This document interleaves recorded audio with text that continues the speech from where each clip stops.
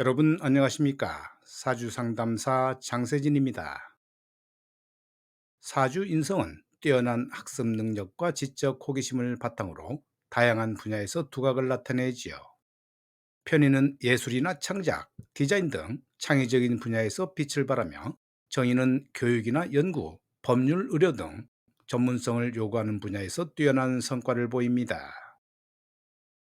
오늘의 영상은 인성을 대체하는 기운과 인성운에 대해서 말씀드리겠습니다.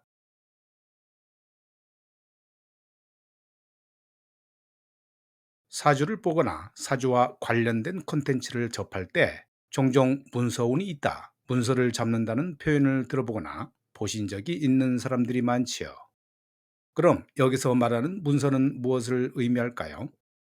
대체로 이런 말이 나오는 상황과 정황은 계약건이나 자격, 면허 학위, 표창 인증 권리 등 자격을 의미하는 단어로 쓰이는 경우가 대부분일 겁니다. 그렇다면 사주에서는 무엇을 보고 문서라고 할까요? 일단 가장 대표적으로 문서로 표현하는 기운은 십신 중에서 인성 기운을 의미합니다. 인성은 자격이나 면허, 학위, 권리 등으로 활용되는 대표적인 기운이기 때문에 계약이나 학업 측면에서도 자주 언급이 되고 활용되는 운성이라 볼 수 있습니다. 그래서 사주의 인성 기운이 약한 부분을 보고 이런저런 무리수를 동반한 이야기를 하기도 하는데요. 사실 인성을 대체할 수 있는 사주팔자 구조나 여러 기운들이 있으므로 함부로 말하면 곤란합니다. 인성과 같이 쓰이는 기운은 먼저 입격자를 이루는 사주 구조이죠. 입격자 구조란 사주 원국 월지의 지장간이 원국 내에 천간에 투출이 된 경우를 말하는데요. 비유적으로 땅의 기운이 하늘까지 뻗은 모양새라고 하기도 해서 사주 원국이 입격자의 구조를 이루면 직업적으로 유능함을 보이는 자격이 있다고 봅니다. 그래서 인성이 없어도 면허나 학위를 얻을 수 있거나 관성이 없어도 일정 수준 이상으로 신분이나 명예에 대한 연결성이 있다고 보는 것이지요. 물론 원국의 인성과 관성이 함께 있으면서 입격자를 이루는 것과 차이는 있지만, 인성이나 관성이 아예 없어도 어느 정도 자격과 명예를 쓸 수 있습니다. 또 다른 기운 중에서는 양인살도 꼽을 수 있죠. 양인살은 반드시 원국 월지에 위치해 있지 않아도 전문작이나 면허로 사용될 수 있는 기운이 될 수 있는데요. 보다 더 특수한 성격으로 드러나는 면도 있습니다. 양인살도 인성이 함께 있는지 없는지에 따라 해석과 통변에 약간의 차이가 있을 수는 있지만, 마찬가지로 설령 없더라도 양인살 하나만 있어도 전문 자격이나 면허를 사용할 수 있는 조건이 됩니다. 또 12운성에서 일간의 걸록지가 되는 지지나 문창귀인 같은 기운도 비슷하게 쓰이지요. 물론 단독으로 있는 경우 입격자나 양인보다는 퀄리티가 조금은 떨어지지만 자격이나 학위, 면허, 자리의 작용을 충분히 보입니다.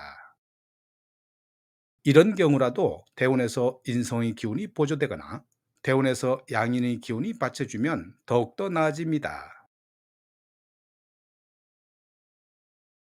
다시 문서라는 단어가 가지는 의미로 돌아와서, 만약에 당신 사주로는 문서를 활용해야 합니다, 또는 올해 당신은 문서운이 있습니다 라는 말을 들으면 그 표현은 어떻게 받아들여야 할까요? 위에서 언급된 것처럼 인성을 대체할 수 있는 조건이나 기운들이 있기 때문에 여전히 막연한 면이 있죠. 그래서 문서운이 있느니 문서를 잡느니 하는 애매한 표현보다는 각각 기운의 특성들을 보다 명확하게 통변하는 표현을 쓰는 편입니다. 문서운이라고 하기보다는 기운에서 보이는 특징과 현실적인 상황에 맞게 전문 기술 측면이면 기술을, 시험 합격이면 합격, 자격이면 자격, 계약이면 계약, 학위이면 학위, 승진이면 승진 등 구체적으로 말입니다.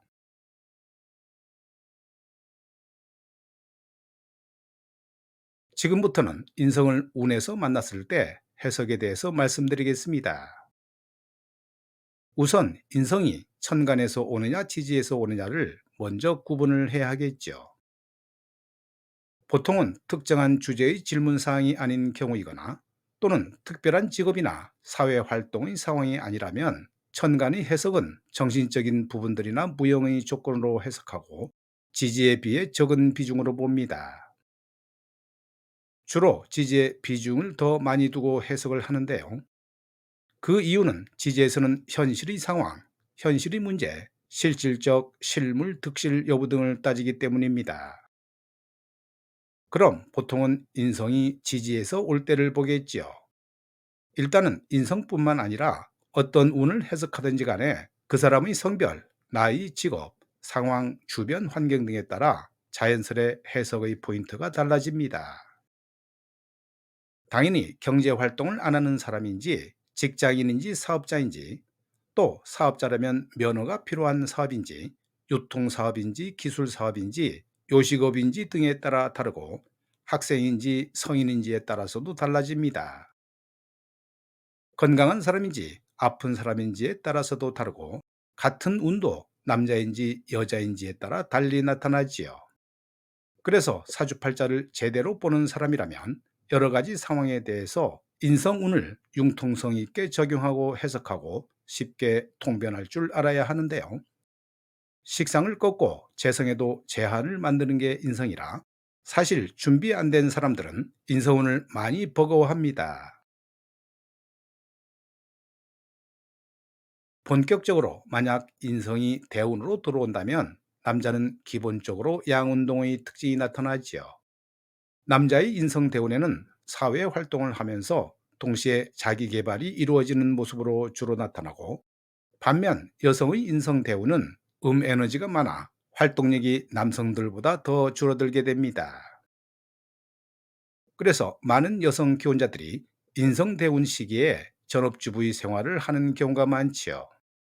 요즘은 여성의 사회생활도 일반적이기 때문에 남자처럼 자기 개발을 하는 경우도 물론 많은데요. 다만 일과 병행보다는 자기 개발에 더 비중이 있습니다. 학생에게 인성우는 기초 학문처럼 순수한 학문의 연구와 공부의 모습이 된다면 성인은 직업적인 성장을 위한 자기 개발이 이루어지는 형태가 많지요.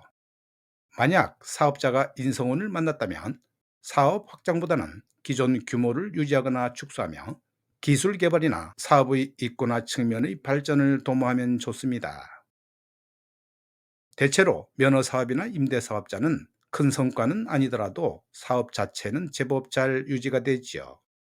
하지만 직접 유통이 많이 일어나는 사업들이나 요식업 등에서는 현금 흐름이 잘 막히고 세운 흐름도 그 맥락은 비슷하다고 보면 됩니다.